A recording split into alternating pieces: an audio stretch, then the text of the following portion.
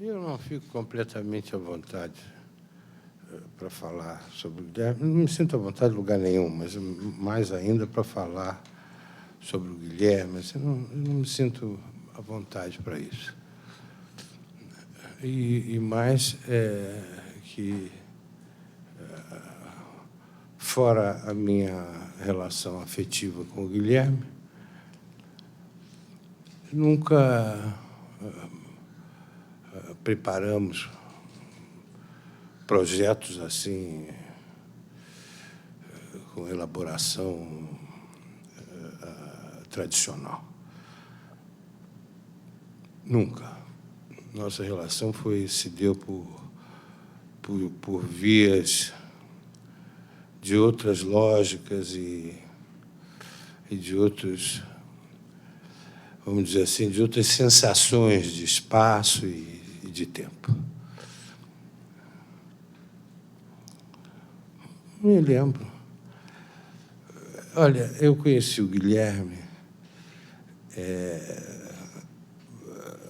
Eu tinha feito um filme, tinha passado um tempo fora do Brasil, e voltei com um filme que foi o Anjo Nasceu. Eu fui assistir um grande amigo comum nosso, grande artista, grande cineasta também, Eliseu Visconti, que me falou ele não me falou propriamente do Guilherme, ele me falou do espírito do Guilherme, que devia, era uma coisa. Aí eu fui assistir aqui na Praia de Botafogo, não me lembro exatamente, num daqueles cinemas ali, o Fome de Amor. E fiquei muito tocado com o som do filme. Sobretudo, o efeito dos cristais esmagados, né? Saí do cinema e me encontrei com ele. Falei que ia fazer um filme e queria que ele fizesse a música do filme. Como esse entendimento foram todos os outros. Ele fez a música, tivemos conversas, mas sem nunca ter visto o filme. E aí tem que entra um pouco a questão fora do entendimento comum e fora também do senso comum. Mas convidei, fiz o filme e ele falou, olha, eu vou gravar e tal, tudo bem, marcamos alguma coisa. E eu fui para uma outra. Eu fiz 2 filmes nessa época juntos, foram a mesma produção, que foi o Anjo Nasceu e o Matou a Família foi ao cinema. Vim fazer um trabalho qualquer para Matou a Família foi ao cinema, num estúdio que tinha aqui no centro, que eu não me lembro qual era o nome. E entrei no estúdio e vi uma música, uma orquestra com metais, instrumentos, uma sonoridade espetacular. Eu ouvi gravando. E eu falei, pô, achei um som não comum. E olhei pela janelinha do estúdio e vi o Guilherme, maestro, ali com a orquestra, tocando. E eu falei, pô, que esse cara está fazendo um outro... Eu não imaginei que fosse o Anjo Nasceu. E eu falei, porra, você está fazendo um outro negócio, olha que espetáculo, com essa orquestra e tal. Era do Anjo Nasceu. Eu saí, ele veio falar comigo, falou, olha, filho, tal, não gostou? Eu falei, porra. E ele fez assim. E desde o Anjo Nasceu até hoje, eu converso muito com ele, mas nunca foi ver o filme, sabe, nunca. E fez músicas com compassos que caíam na montagem. Cleópatra, por exemplo. Cleópatra é uma coisa prodigiosa, aquilo. Fez sem ver. Sequências que tem uma montagem sincopada, a música está em cima. Então, foi uma relação, eu não diria uma relação espírita, porque isso aí dependeria de uma outra discussão, mas foi uma relação de um espírito, entendeu? Houve um espírito nisso. E espiritismo, não sei se houve, nem sei se existe espiritismo, mas houve uma relação de espírito aí. Uma espécie assim de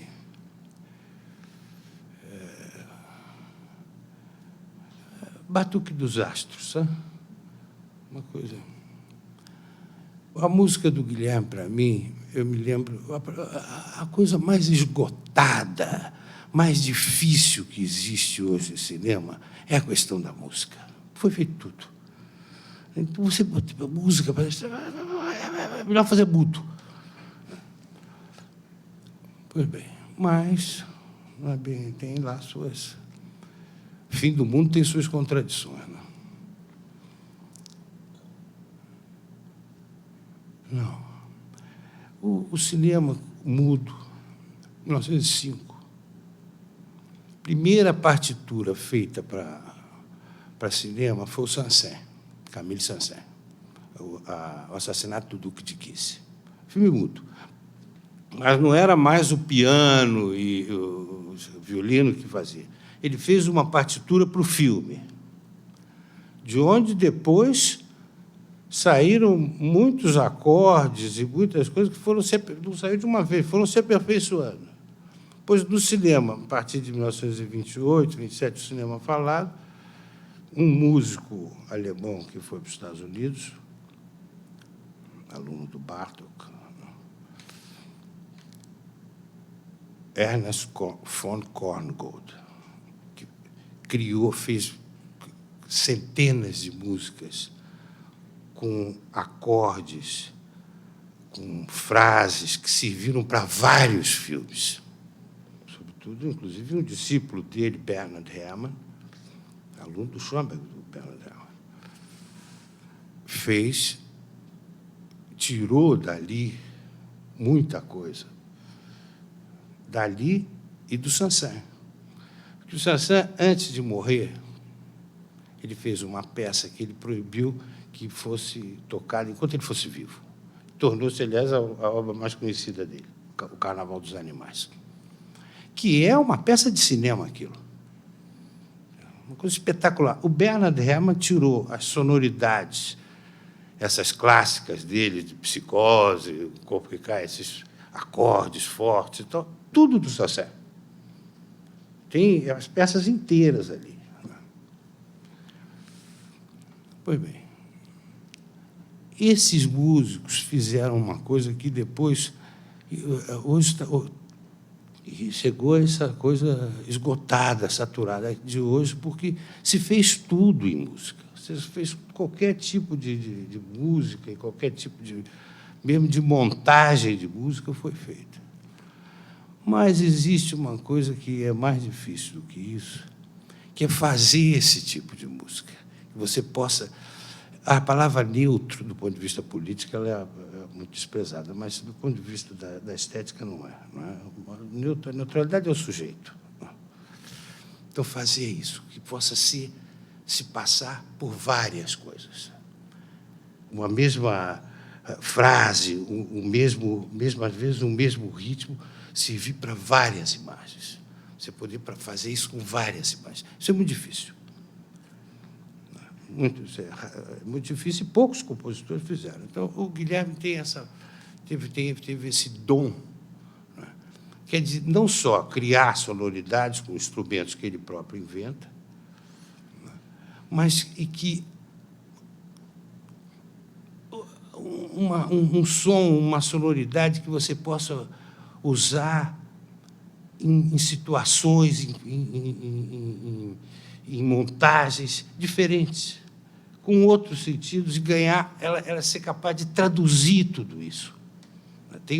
Todos esses sons são isomórficos, ele consegue encontrar na imagem. A imagem tem o som, agora o som está com a imagem também. Os dois existem ali, eles se encontram em algum momento. Isso é muito difícil.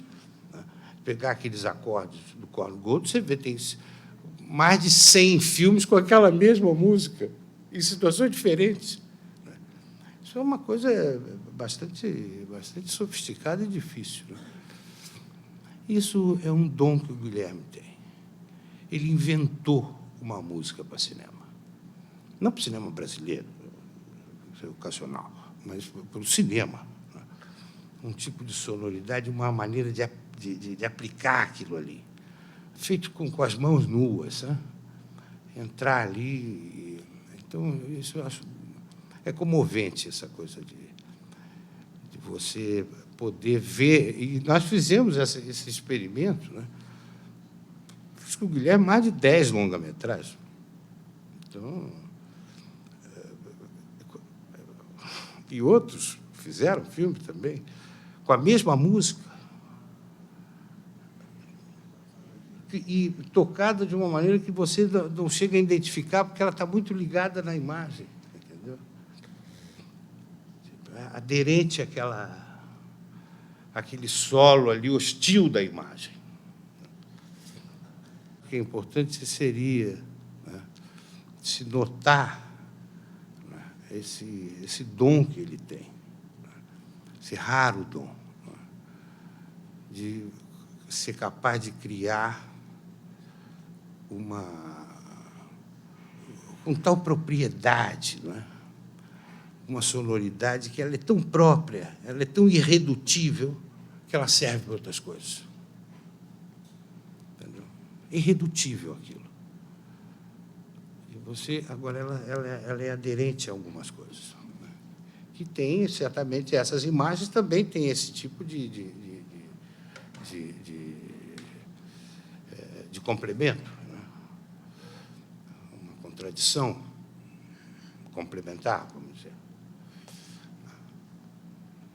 Porque a imagem do filme e a sonoridade estar juntos já é uma aberração. É uma coisa que é uma impossibilidade. Você pode fazer com que o cinema atravesse a música. Uma das disciplinas que o cinema pode, eventualmente, atravessar, mas atravessar como cinema. Não tem música em cinema. Música é irredutível. Música não é para cinema. Música é música. Mas pode passar por ali. A célebre, famosa e não alcançada, né, sugestão do Abel Gance, que cinema é a música da luz, faz sentido para a música também. É um tipo de organização tão própria, né, tão irredutível, que não tem como. Cinema e música não são coisas que possam ser juntas. Pois é, mas isso aí não é toda a história. Tem uma outra parte da história em que essa passagem é possível. Depende da imagem, da montagem, certamente, e também da música. Que possa, vamos dizer assim, sugerir essa impossibilidade.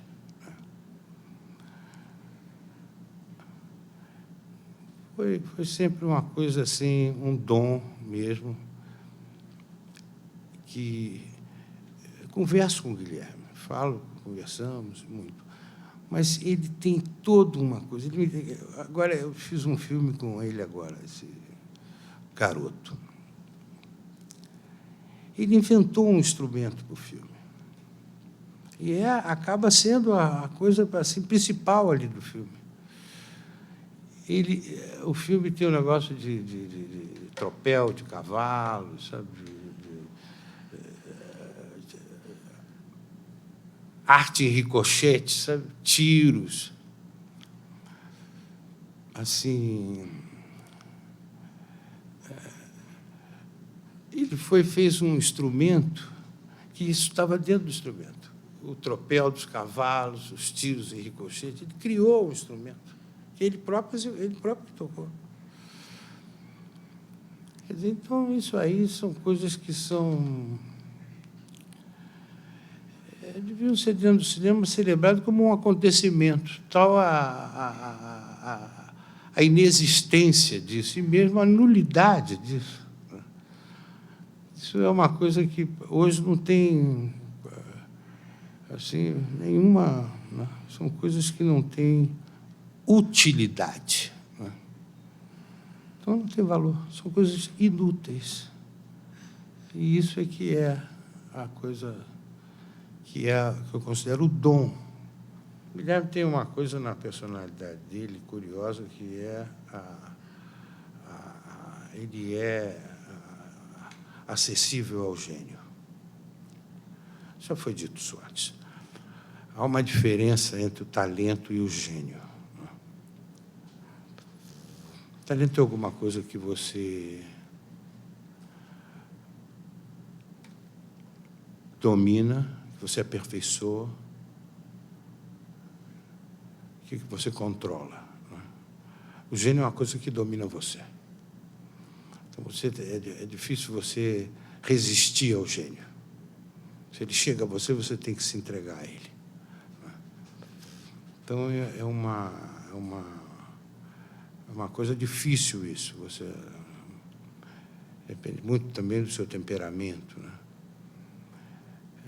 Se entregar ao gênio, deixar com que ele venha a você. Isso ele tem esse dom. Isso é um dom também. E talvez um dom involuntário, como tudo.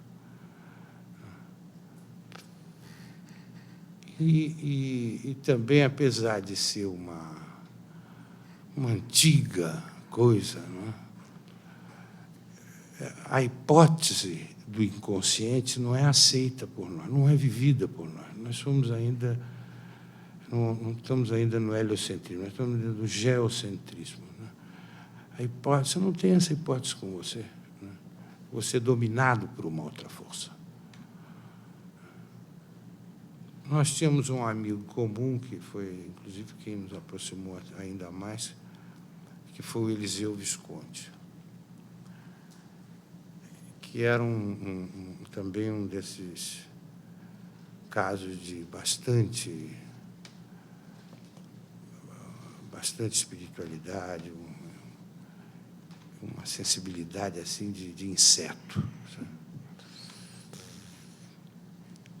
E isso aí, eu não sei se...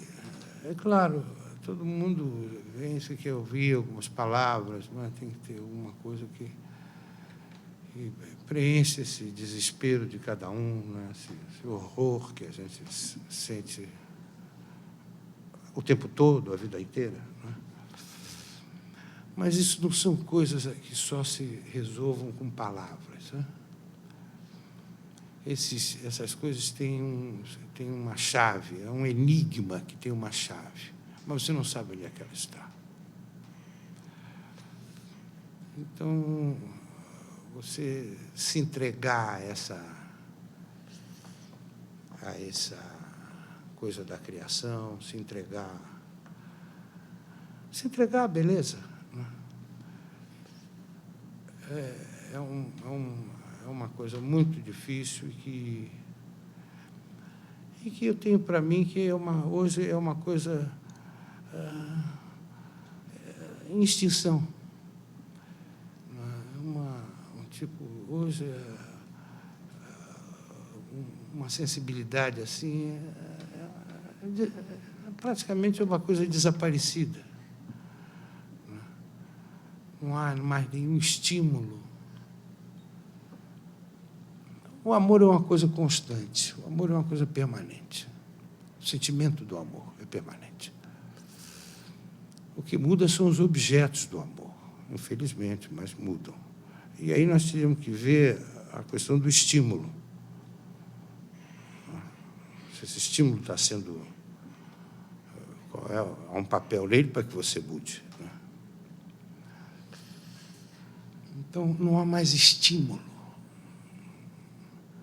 para o inútil, né? Para o irresponsável, para o ocioso. Não há mais estímulo para isso. A tirania, hoje chegou, a bancária, sobretudo, chegou a um ponto em que a escravidão dominou. E uma escravidão talvez não tão brutal assim, do ponto de vista sangrento, mas a escravidão hoje é a escravidão do salário. A luta toda é essa. Um salário para você ter, para comprar as coisas que te estão ali enterrando goela abaixo. Quer dizer, não há mais nenhum estímulo, e nem espaço mais para isso. E que penso que o Guilherme tem esse dom de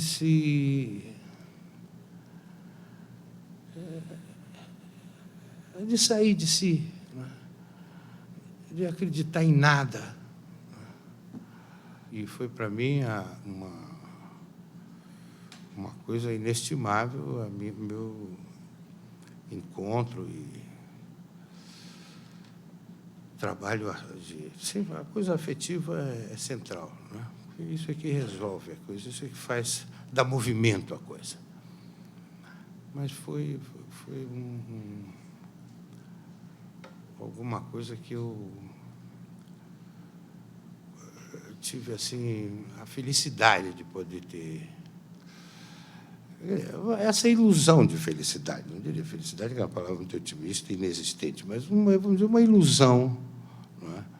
De uma certa bonomia dos tempos. Foi o tempo e os momentos que eu tive com o Guilherme. Um momento de grande aprendizado, assim, astral. Eu vi cair do céu uma chuva de ouro, assim, um negócio muito bacana.